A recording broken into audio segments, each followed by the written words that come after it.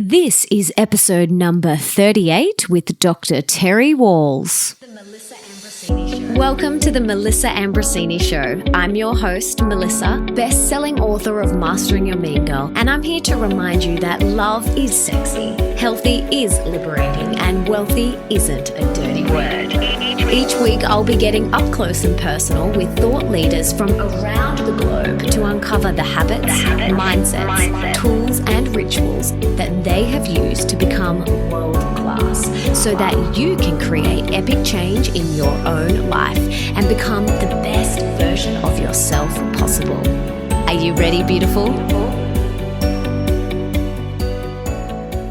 Dr. Terry Wahls is a clinical professor of medicine at the University of Iowa. She is the author of the Wahls Protocol, How I Beat Progressive MS Using Paleo Principles and Functional Medicine, and the cookbook, The Wahls Protocol, Cooking for Life, the revolutionary modern-day paleo plan to treat all chronic autoimmune conditions. She also hosts the Wahls Protocol Seminar every August, where anyone can learn how to implement the protocol with ease and success. Now, in today's episode, you are going to hear her amazing story about healing from multiple sclerosis. But know that autoimmune issues are very common, a little too common for my liking. So this episode is for everyone because it's about optimizing your life and health with food. In today's episode, we chat about why she only eats one meal a day,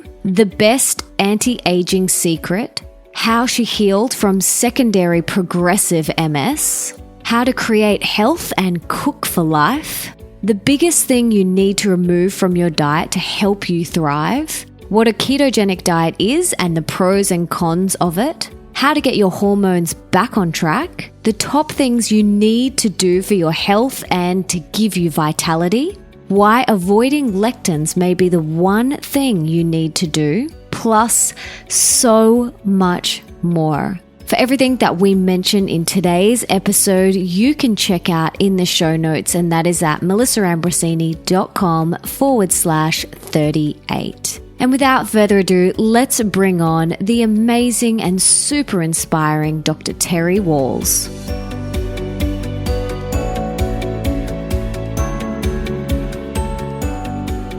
Terry, it is so great to have you on the show. I'm so excited. But before we dive in, can you please tell us what you had for breakfast this morning? Actually, it'd just be a glass of water. I tend to eat only one meal a day. Wow. Okay. And what time do you usually eat that meal? I typically will eat it when I get home from work. So I got home today, and so this is my breakfast, lunch, and supper all in one meal. Again, I drink water. We had a huge salad, which would have been bok choy, and some fresh greens from my garden. And on that, I'd have some fresh garlic, again, from my garden. We made cauliflower rice, which is a mixture of cauliflower leeks and mushrooms that I have thinly sliced, and cook that in some clarified butter, and then add fresh chopped parsley. Then we had poached wild salmon. And I also went out again to my garden and got some fresh oregano, lemon balm, and basil that I blended up with olive oil and some more fresh garlic and lime juice to make a pesto that I put over the salad and the poached salmon. And I have 2 big plates of salad. And the cauliflower rice, and then salmon. And the fresh salmon's a little less than a size of a deck of playing cards, or a little smaller than the palm of my hand. That's what I eat for a day. When we're done, I'll have a few berries. We've got some aronia bushes here, and so these are really dark black, very tart berries, sort of like a cranberry. It's a solid berry. It's deep, great source of the red purple antioxidants. This sounds delicious, and I definitely want to come over to your place for a meal, especially because all your produce is straight from your garden. That's just absolutely amazing. So can you tell us, why do you only eat one meal a day? When you have a longer period of fasting between meals, it sends some important signals to your mitochondria for the mitochondria to be more efficient in their operations. And you'll have more mitochondria per cell, and they'll operate more efficiently. That means that it's sort of like having the fuel of your engine in your car operating more efficiently. So there's less oxidative stress, less toxic byproducts from my own internal chemical factories. There's some great evidence that eating one meal a day is a very nice anti-aging strategy. So I will, during the week, probably anywhere from 4 to 7 days a week, I'll just have one meal a day. And you don't get hungry throughout the day at all? No, not at all. And the reason people get hungry would be that their insulin level is high, causing their blood sugar to crash low. And that creates, when your blood sugar swings between high numbers and low numbers, you'll end up with a lot of craving and hunger. If your blood sugar is really quite stable because you have what I call a low glycemic index diet, eating once a day or twice a day or 3 times a day it is very comfortable. Or even fasting for a couple days tends to be very comfortable. So your story is pretty incredible, and you are known around the world for healing progressive multiple sclerosis. Can you take us back and tell us about that time in your life when you were diagnosed and how you healed and how you got to this place where you're at right now? When I was diagnosed, that was in 2000. At that time, I'm an academic internal medicine physician. And I was still physically quite active, biking and jogging and skiing. But I developed problems with stumbling and some weakness in my left leg. I had a big workup and was diagnosed with initially relapsing remitting MS. And I decided to treat my disease aggressively. Went out to the Cleveland Clinic, which is a internationally recognized center here in the U.S., saw their best people, took the newest drugs. And still within 3 years of diagnosis, my disease had converted to something called secondary progressive MS. And in that phase of the disease, my physicians told me that functions once lost would be gone forever.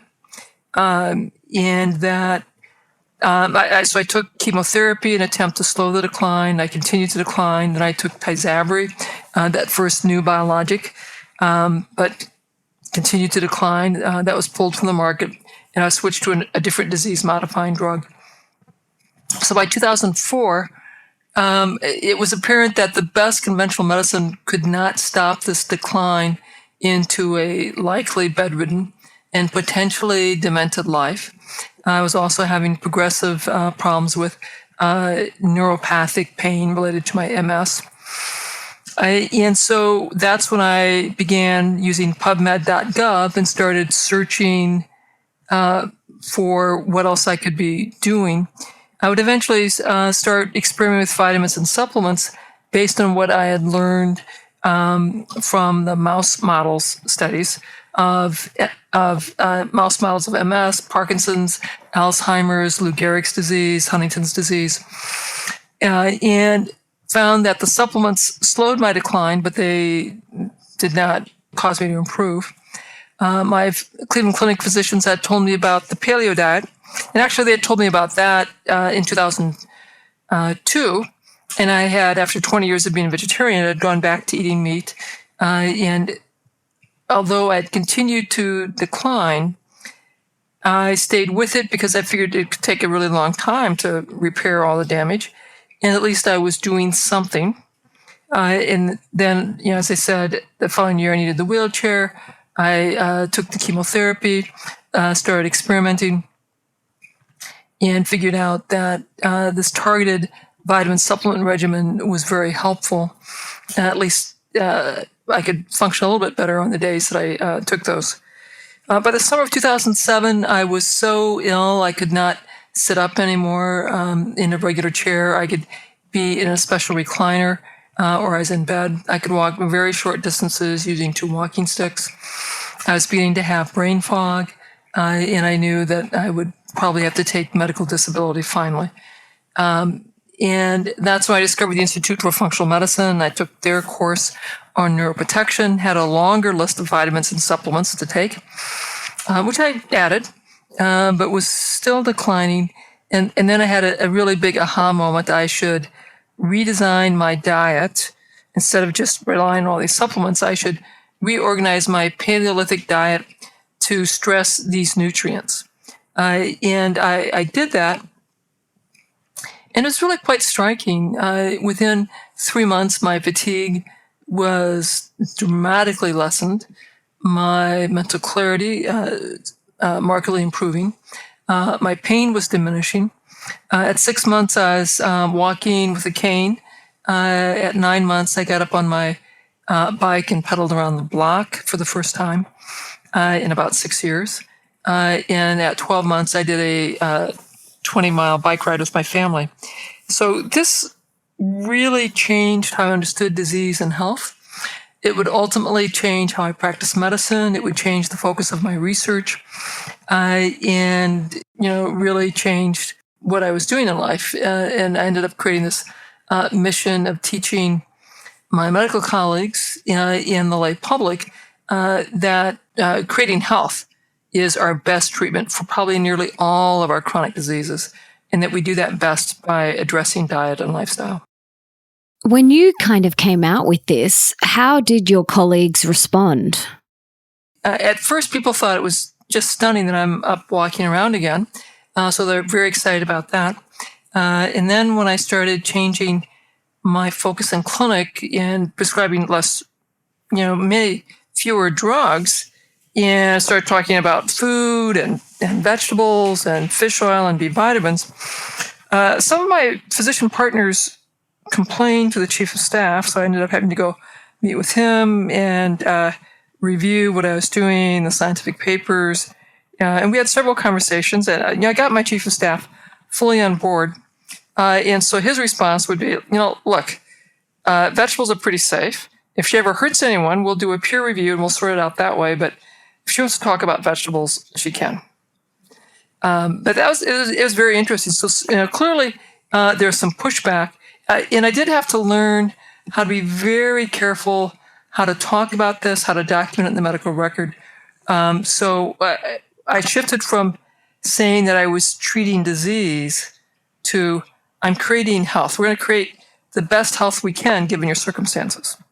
And as a side effect, you might need fewer medicines.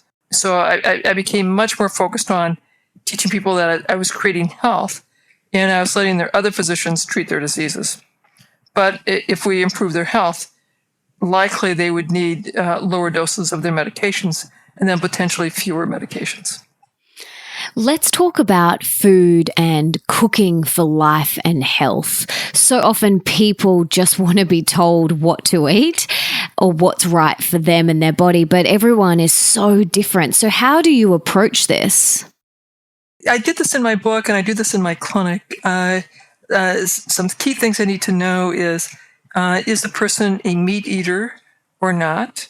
If they're vegetarian or vegan, are they doing that for health reasons, or are they doing that for their spiritual and religious beliefs? Are they a ketogenic person? They're into ketosis for whatever reason.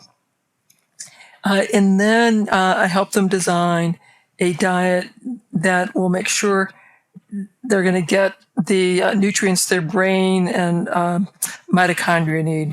So everybody still is going to be having a lot more vegetables, green, sulfur, color vegetables. I'll have to make sure they have good, high-quality protein, either as a meat eater or as a non-meat eater. If they're vegetarian, then we have to think about issues related to lectin exposures, et cetera. I focus on nutrient density for the cells in a very particular way, which is why I've got vegetables in a very particular configuration. And then I want to be sure that people have sufficient meat, and I want to be sure that they have sufficient fat and the right proportion of omega-6 and omega-3 fats, because we need fats for our brain, because our brain is so dependent on fat. So food, it can be confusing, but you're in a unique position to study what actually works and not just go off the latest fad. So in your work as a clinical professor of medicine, what have you seen is the lowest hanging fruit that everyone sees benefit with when they remove from their diet? Sugar. Removing sugar. Absolutely. I think that is the first thing to do. And then, so removing sugar helps shift which bacteria and yeast will grow in your bowels.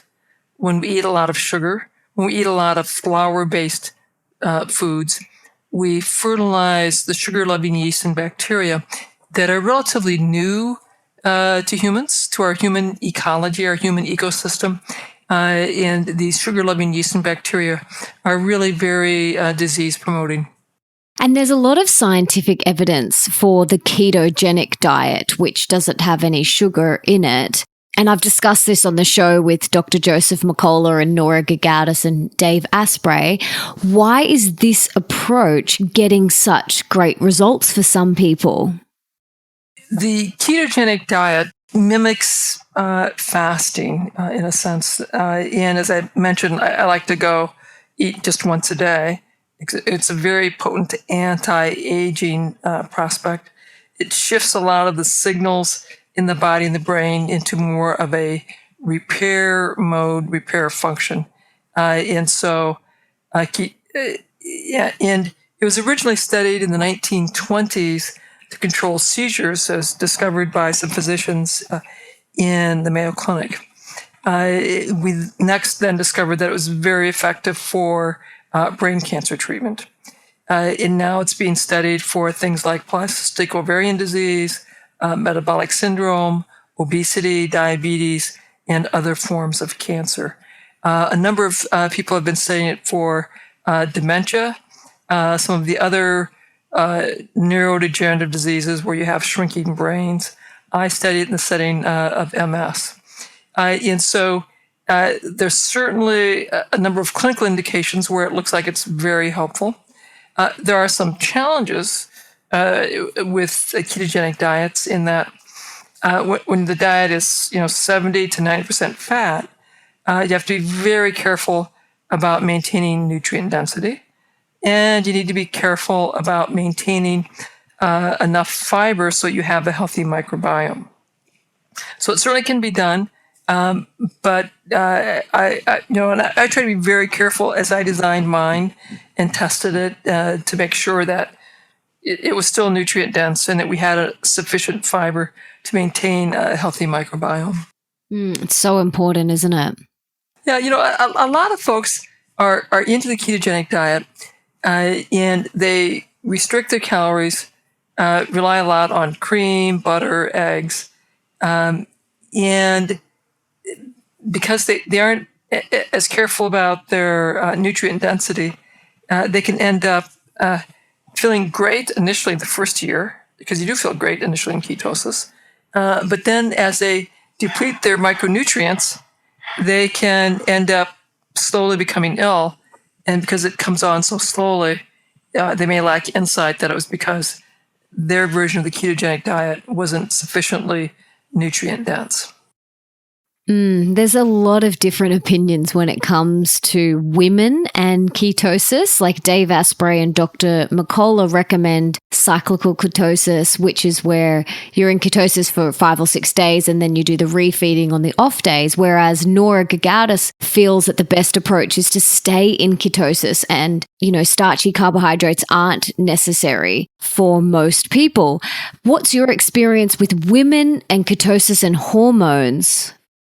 As I mentioned earlier, when you go into ketosis, it's that will send a number of signals to your body that, okay, I'm in a prolonged fast. It's winter. We don't have enough of the usual nutrients. So this is not a good time for reproduction. And so my estrogen status is going to shift, my ability to ovulate and to get pregnant and sustain a pregnancy, or if I'm a guy, have fully viable sperm, all of that shifts.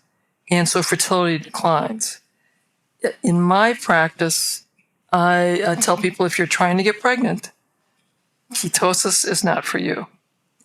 If you have a medical condition for which ketosis is a good decision, then ketosis may still be appropriate. I also, make the observation that free living humans don't voluntarily go into ketosis long term. We will eat carbs, or if we eat a high protein diet, our body will make those high protein into carbs, and we'll be out of ketosis. Even our northern friends, the Arctic Inuit, they get to have summer a couple months out of the year. So I've shifted my thinking that seasonal ketosis may be most optimal, unless you have a strong medical reason that ketosis is good for you. If you're just wanting optimal health, maybe being in ketosis during your winter time for your ethnic background would be more physiologic, more normal, and then getting to have your summer that would match your ethnic background for however many months that would be. So I like to do ketosis for 3 to 5 months out of the year, and then just have a low glycemic index diet now the other months. That's really interesting. Hormone issues, I feel like, are way too common. The women that I speak to who have no period and who haven't had a period for 1 or 2 or 3 years, it seems to be very common these days. What have you seen to be the most effective to rebalance their hormonal system? So let me sort of run through the reasons people often get into hormonal problems. The first one, very common, we're so indoctrinated that fat is a problem. We went on this very low cholesterol diet, and we drove our blood cholesterol values really low. But we forgot that to make our sex hormones and to make vitamin D and estrogen and testosterone and progesterone, they all are made out of cholesterol. And so if you drive your blood cholesterol low because of diet or medication or both, you can't make enough of your sex hormones in order to have a normal functioning ovary and normal periods. So that's a very common problem. Another very common problem is something called cortisol steal, where the stress levels are so high that my body has a lot of threats perceived by my brain, and my brain sending signals to my adrenals to pump out lots and lots of stress hormone because I perceive this acute stress and this chronic stress. As my adrenals do that, they suck most of the cholesterol that's available into this stress hormone pathway to make more cortisol. When that happens, there's not enough cholesterol left in the system to make enough estrogen, progesterone, or if you're a guy, testosterone, which now is going to have a big impact on libido, on ovulation, on the ability to successfully implant an embryo or sustain an embryo and fetus. And then the third most common problem is that we've had this wonderful chemical revolution, which revolutionized how we farm. So food productivity is much, much higher. It has revolutionized how we manufacture products. So we have many more manufacturing processes that are far more efficient. So we have all these wonderful gadgets in our lives. And it's revolutionized industry, food processing, agriculture. But it's also made tens of thousands, if not hundreds of thousands, of new compounds that interact with our biology. And some of these compounds have shapes that interact with our hormone receptors in our cells. And so, because those hormone receptors have gotten stimulated, that very subtle dance of the hormone balance, that's in parts per million, in our bloodstream, gets affected. And this subtle communication that goes on between our brain, our adrenals, our ovaries, our thyroid glands, our fat cells, is no longer in fine tune. So instead of having a beautiful symphony, we begin to have noise.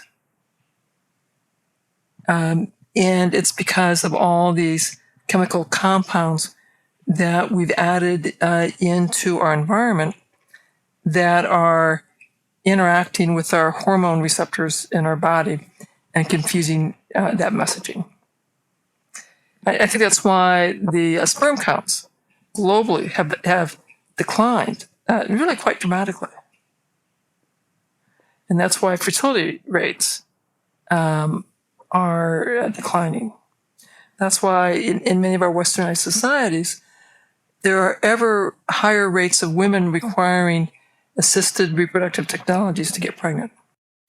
So what are some of the things that, if someone is currently experiencing what you're explaining, what are some of the things that they can do today to really start to turn this around? I was just giving one of my many talks that I give at our local organic grocer. And there, the fine young woman who was introducing me was explaining to the audience that she'd had infertility, had seen the assisted reproductive experts in the community and then at the university center, spent tens of thousands of dollars trying to get pregnant. And the specialist said, there's nothing we can do. We've done everything that we can, including IVF, many cycles. And then she had heard me speak, and I'd encouraged her to try adopting the Wahls protocol and to give it 100 days at 100%. And she did. And she got pregnant. And she's now had 2 kids. And so really addressing creating as much health as you can by optimizing your diet and lifestyle is a great first step. Reducing your toxin exposures, improving your detox pathways, engaging in a stress-reducing practice to get rid of that cortisol steal, and then having a maximally nutrient-dense diet, like the diet that I teach, is a great strategy. And if we're cooking for life and health, what do you feel are the top 3 keys that we need to know? Get rid of sugar. If you have a chronic health problem, I would also get rid of gluten. And so that's wheat, rye, barley. And if you're open to it, I'd recommend a grain-free life, or at least a gluten-free and limited exposure to grain. Lots of vegetables. If you're a gentleman, that'd be 9 cups.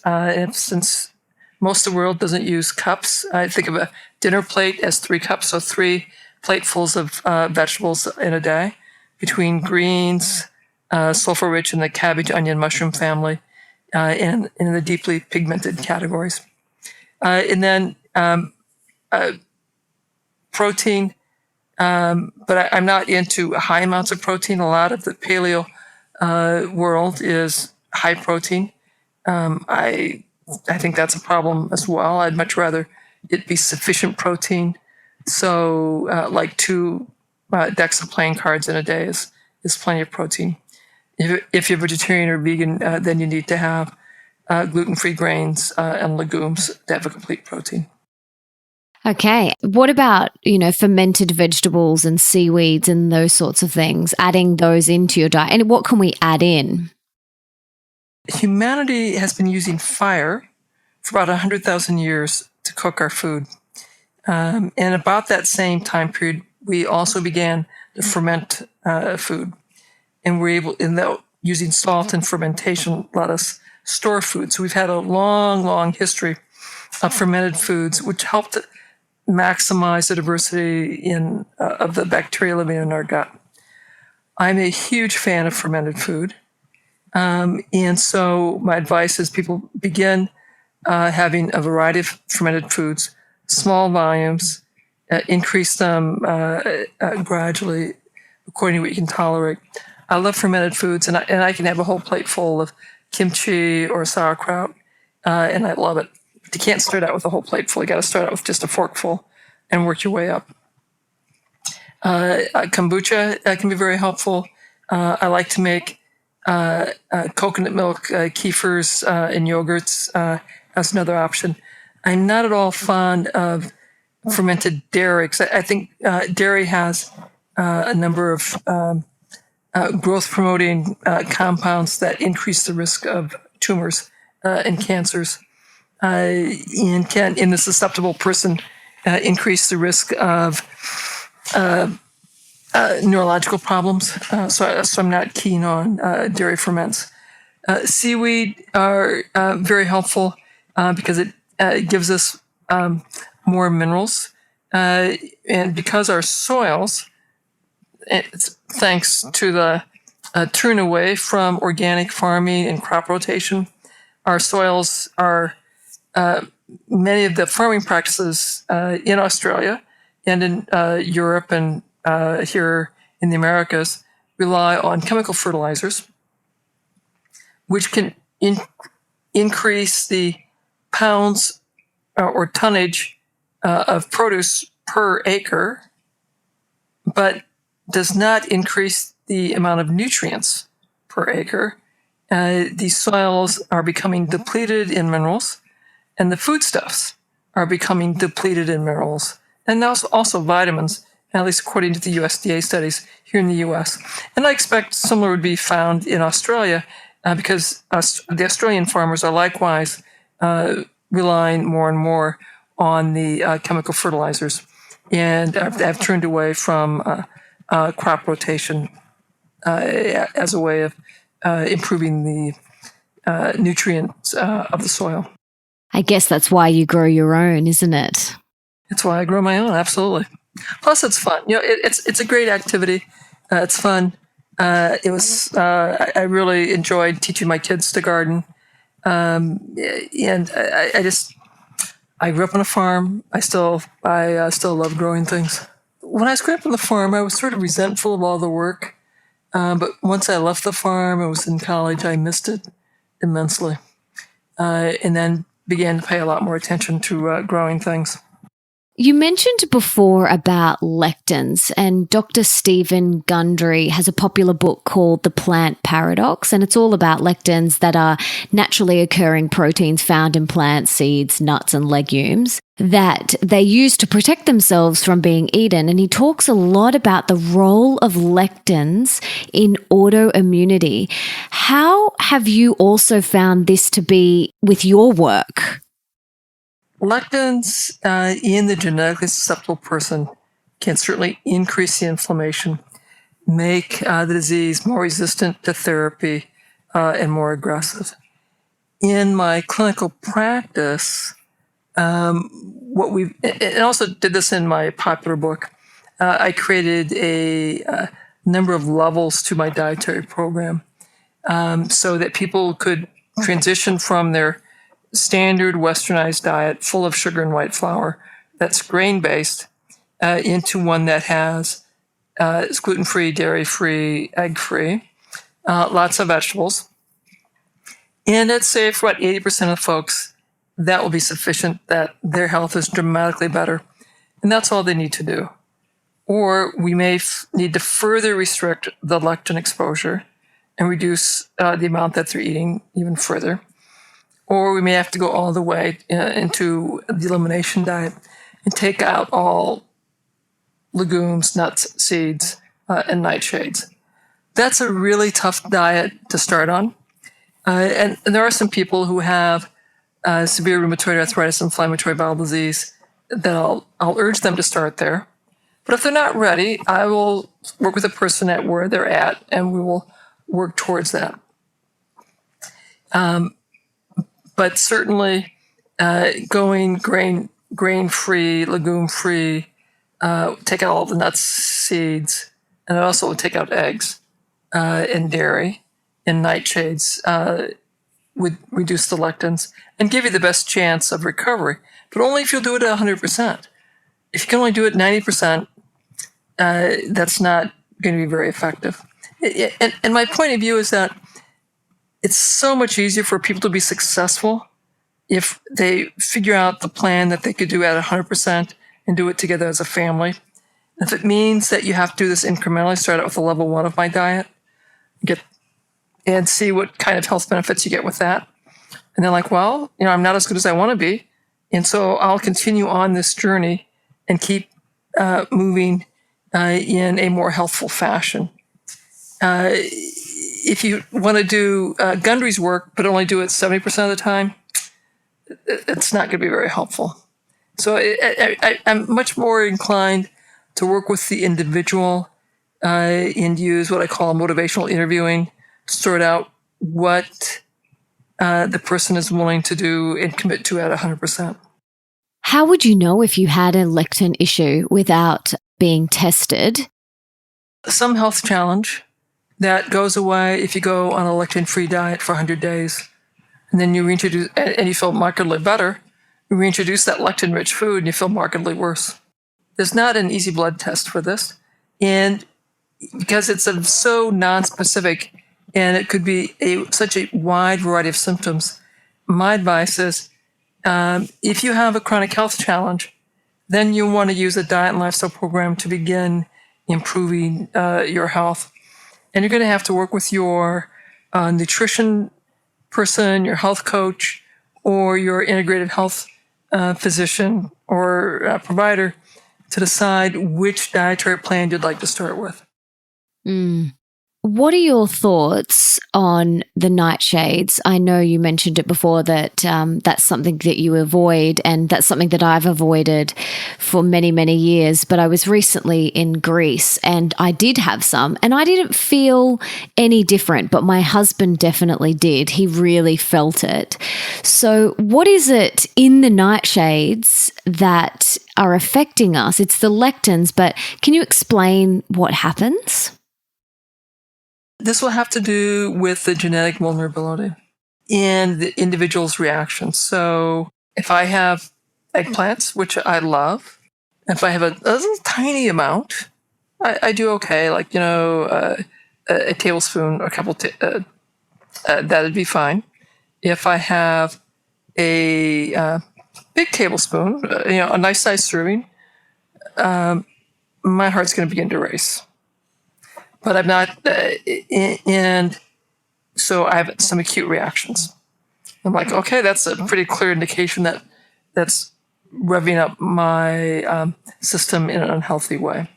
If I have tomatoes, and I enjoy tomatoes, so I do grow heirloom tomatoes, and so I can have a fresh tomato slice with fresh pesto once a week for about a month when my fresh tomatoes are coming in, and I tolerate that fine.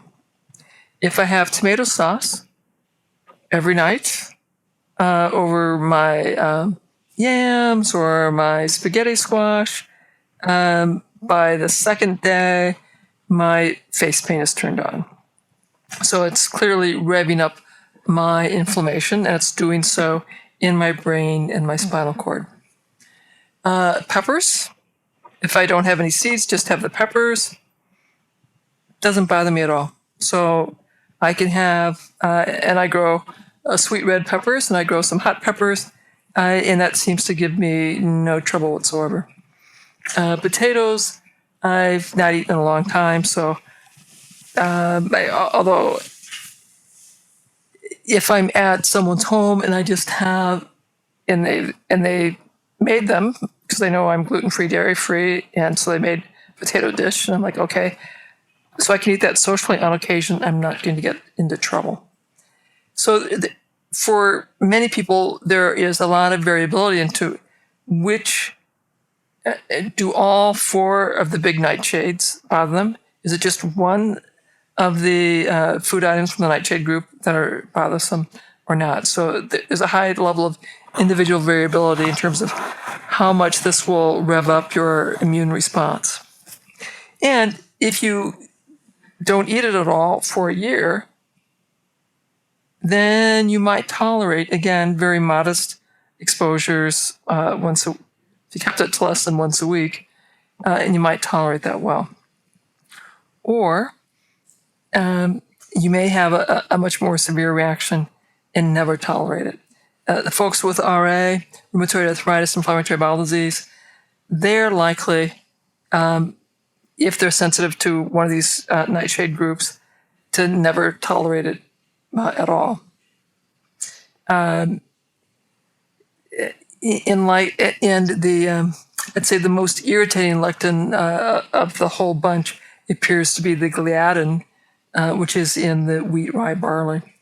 And for those folks, I would certainly encourage them to never try to re-challenge themselves. I'm curious to know, what is one thing that you would like to improve or you're currently working on within yourself at the moment? My MS symptoms are really not an issue. The current health challenge that I have is I've developed spinal stenosis, which means that the nerve roots are really squeezed, and I also developed some scoliosis in my spine. And I wouldn't be surprised if this is all somehow related to the truncal weakness from my MS. So I've been spending, for years, I've gone to physical therapy regularly to make sure I'm fully optimized. Now I'm really working on the truncal strength to keep the spinal stenosis and the back pain at bay. But actually I'm doing really quite well. I'd gotten into having so much pain from my back pain that it really become quite limiting. But in the last year, again, because of very dedicated work on my core strengthening, I'm back up to being able to take my dog for a mile walk around the block. I would ideally like to be able to stay in for all my lectures, but I'm thinking that maybe it's not going to come back. But I'm just thrilled to be doing much better in terms of my back pain, that I'm up walking around, taking my dog for hikes again. That is amazing. Now, let's pretend you have a magic wand and you could put one book in the school curriculum of every single high school around the world. Now, besides your books, is there one other book that you would choose for every high school student around the world to read? I'm going to say it's a book that's not quite been written yet. It's a book that my daughter's working on, Growing Strong, which is a book about 2 families, with one family who has a number of health issues that is being helped by another family to learn how to use food to restore their health. And the healthy family is teaching the other family how to cook and grow their own food. Because I think, and the reason I think I would vote for this is our children are our future. And if we don't get our kids fired up about food as a critical part of our health and fired up about cooking and growing their own food, this is a disaster for the world. Too many of our children know only fast food, know nothing about cooking, know nothing about growing food, and are ill-equipped to know how to shop or cook food. So we need to start getting all of our children excited about food as a means to health. And so I'll put in a plug for my daughter's Kickstarter campaign for children's book, Growing Strong. Sounds amazing. I can't wait to get it. When will it be out? Well, so it depends. If the funding comes through I think she's got 23 days left on the Kickstarter. If it comes through, then she'll finish the book, and the book will get developed, printed, and shipped to all the backers probably in March.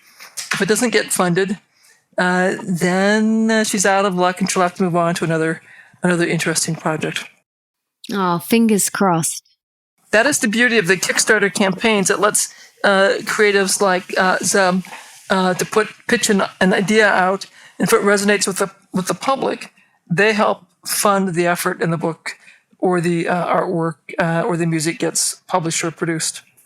It sounds amazing. We'll put a link to it in the show notes so people can check it out. Yep, I'll send you the link afterwards so you have it. Awesome. Thank you so much. Now, I'm a massive fan of morning routines and how people prime themselves for the day. So do you have any sort of morning routine that you follow? I know it's probably different every day, but what are some of the non-negotiables that you have? So I get up, I go downstairs, and I invert. I have an inversion table, so I do my positive affirmations, and I invert, and then I get up and I do a weightlifting routine. So I go 3 cycles of inversions and lifting free weights. Then I do some hula hooping, which is great for core. And then I have some mat exercises that my physical therapist has me do, again, for my core strengthening to deal with the spinal stenosis and the scoliosis. And then I get into my pool. I have an endless pool in my home. My mom had encouraged me to put that in as I was becoming disabled from my MS. So I've been swimming for a long time for that. And then after I'm done with my swim, I get into my sauna, and I'll do a sauna for 20 to 40 minutes. And then I take a shower and bike into work. And do you have an infrared sauna or? Near infrared, yeah. Near infrared, great. And do you do that every day? I will do that. The sauna, I may or may not do. I would say the sauna is probably 5 days a week. When I was in the midst of my book tour, I was doing it every day of the week to deal with all of the air travel that I was doing. It's really important, isn't it? Yeah, air travel is fairly toxic, at least to me. So I really had to aggressively detox before my book came out, and then for several months after my book was released. What are 3 things you are most recently grateful for? I'm a massive fan of gratitude, so I'd love to hear what's really current for you right now. I'm really grateful for my research team. And I was just talking with all my team, making sure that everything is working as optimally as it can. So I'm grateful for them, because if I'm going to change medical practice, I have to have published research. I am grateful for my 2 kids, who give me a lot of joy in watching them transition into adults. And then my most profound gratitude, of course, is for my wife, who has helped me through the most difficult times in my life and gives me a lot of joy every day. Beautiful. And I've just got a couple more rapid fire questions. In your opinion, what is one of the most important things that we can do today for our health? Stop sugar. Yep, love it. What is one of the most important things that we can do for our wealth? Stay healthy. And what is one of the most important things that we can do for love? Love is a verb.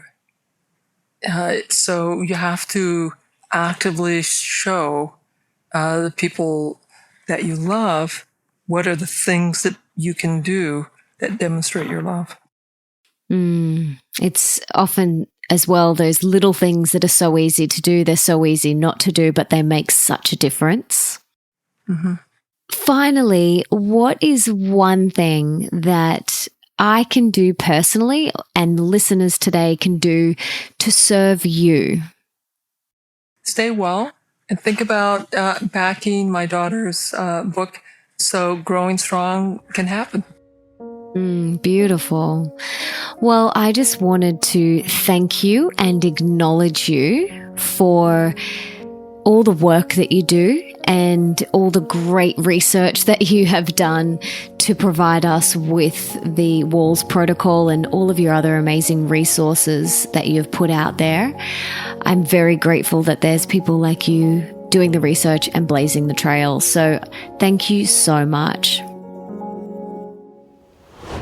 What a beautiful, gentle, soft, and wise woman. My goodness, I'm just so grateful for the work that she's doing in the world. So please, if you know anyone that this would really benefit them, please forward it on to them. And if you loved today's episode as much as I did, please subscribe and leave me a 5-star review, because that means we can inspire even more people together. And don't forget to tell me on social media, Twitter, Facebook, or Instagram, who you would like me to interview, and make sure you tag me so that I can see who you want me to have on the show. And for everything that we mention in today's podcast, you can check out in the show notes, and that is at melissaambrosini.com/38. And you can check out all my other podcasts there too.